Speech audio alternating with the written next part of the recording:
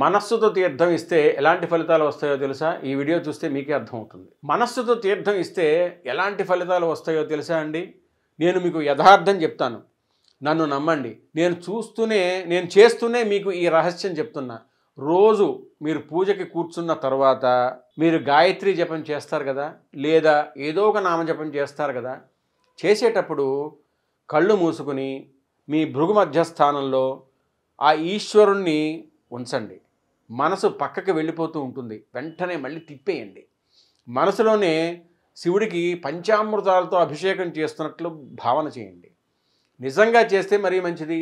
ఇలా కొంతసేపు అయిన తర్వాత మీ కుటుంబ సభ్యులకి ఆ తీర్థాన్ని 3 సార్లు ఇస్తున్నట్టు భావన చేయండి. తీర్థం ఇస్తున్నప్పుడు అకాల మృత్యుహరణం, సర్వవ్యాధి నివారణం, సమస్త పాపక్షయకరం, శ్రీ పరమేశ్వర పాదోదకం పావనం శుభం అనండి.